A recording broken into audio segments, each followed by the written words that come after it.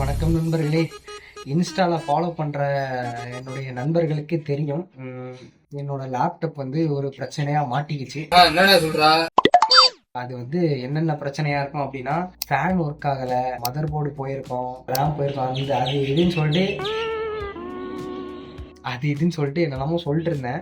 அதுக்கப்புறமும் அதை சரி பண்ணணும், சரி பண்ணுறத நான் அப்படி ஒரு சீரியஸாக போடுறேன் அப்படின்னு சொல்லியிருந்தேன்.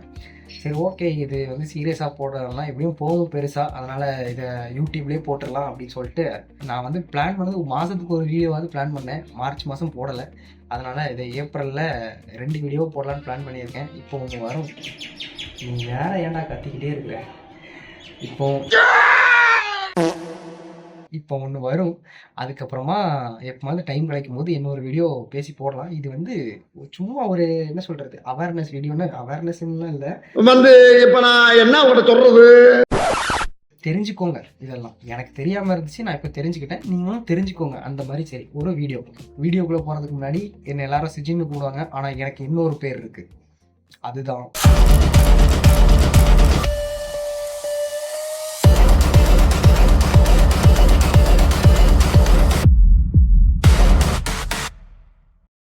ஆக்சுவலாக இன்றைக்கி லேப்டாப்பை வந்து சரி பண்ண போகலாம் அப்படின்னு சொல்லிட்டு சென்னைக்கு போகலாம் தான் ரெடியாக இருந்தேன். ஆனால் இங்கேயே நம்ம என்ன பிரச்சனை அப்படின்னு தெரிஞ்சுக்கிட்டு போகலாம் அப்படின்னு சொல்லிட்டு ஒரு லோக்கல் ஷாப்புக்கு கால் பண்ணி கேட்டேன். சரி வாங்க ப்ரோ, என்ன பிரச்சனைன்னு பார்க்கலான்னு அவங்களும் சொன்னாங்க.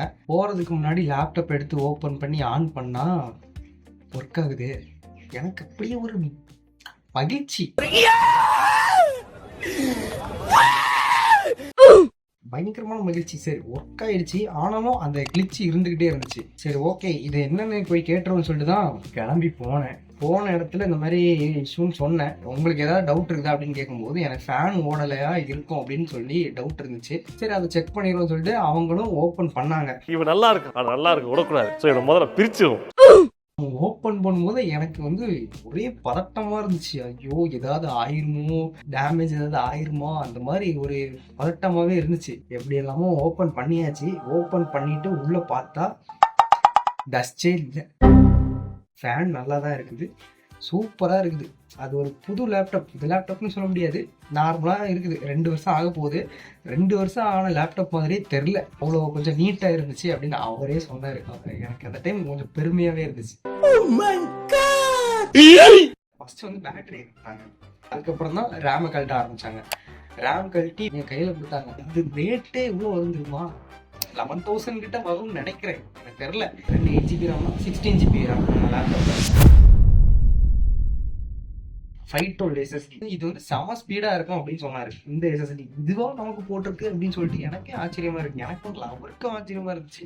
இதோட அருமை தெரிஞ்சுதா இப்போ? அதையும் ஓப்பன் பண்ணி பார்த்துட்டு எனக்கு வந்து அதெல்லாம் ஃபீல் தொடும்போது ஒரு ஃபீல் இருந்துச்சு.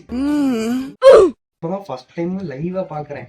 லேப்டாப் எல்லாம் ஓப்பன் பண்ணி உள்ள இருக்கிற பார்ட்ஸ் எல்லாம் பார்த்தேன். டஸ்ட் இருக்கான்னு பார்த்தா எதுவும் இல்லை, லைட்டா சின்ன சின்னதா இருந்துச்சு. அதையே கிளியர் பண்ணிட்டு எந்த பர்பஸ்க்காக வாங்கினீங்க, என்ன பண்ணுவீங்க அப்படிலாம் கேட்டாரு.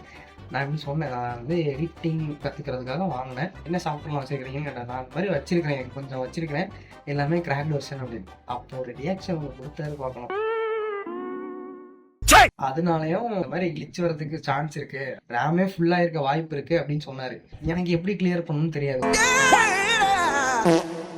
வேற ஏதாவது பிரச்சனையா இருக்கும் அப்படின்னு சொல்லிட்டு தான் நான் போனேன். அதுக்கப்புறம் அவரே ஓப்பன் பண்ணி எல்லாம் பேட்டரிலாம் போட்டு ரேம் பார்த்தா வலியுது, அப்படி பொங்கி வலியுது.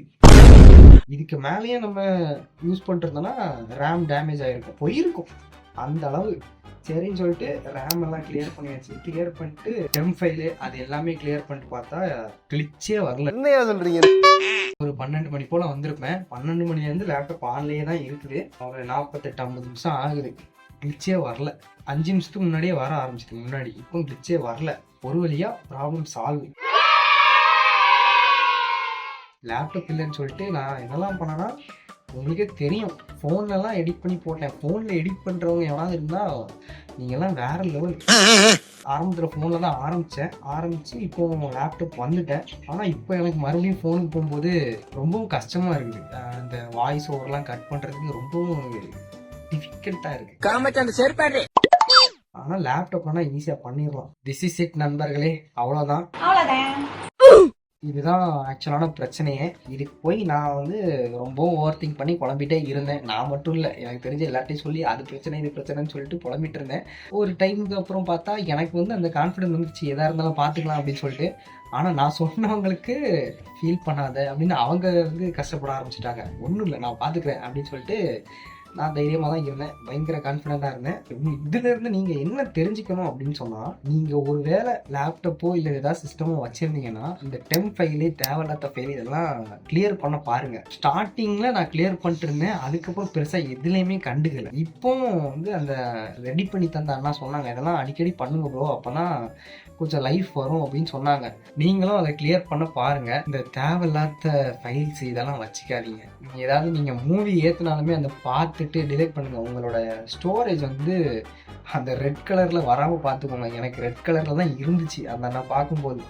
அதுக்கப்புறமா நான் இப்போ ரூமுக்கு வந்து கொஞ்சம் கொஞ்சமாக கிளியர் பண்ணிட்டேன். 512 தான் இருக்குது. என்னோட எஸ்எஸ்டி வாங்கலான்னு ஒரு ஐடியா. அப்படி இல்லைனா ஒரு ஹார்ட் டிஸ்காவது வாங்கி, அதாவது என் லைஃப்பை டாக்குமெண்ட்ரி பண்ணி வச்சுருக்கிறதெல்லாம் அதில் மாற்றிட்டு இதை ஃப்ரெஷ்ஷாக வச்சுட்டு எடிட் பண்ணிட்டு ஒவ்வொரு வீடியோவும் மாற்றிக்கிட்டே இருக்கணும். அதான் பண்ணணும். உங்களுக்கும் இந்த மாதிரி ஏதாவது ப்ராப்ளம் ஃபேஸ் பண்ணியிருந்தா கமெண்ட்டில் சொல்லிட்டு போங்க.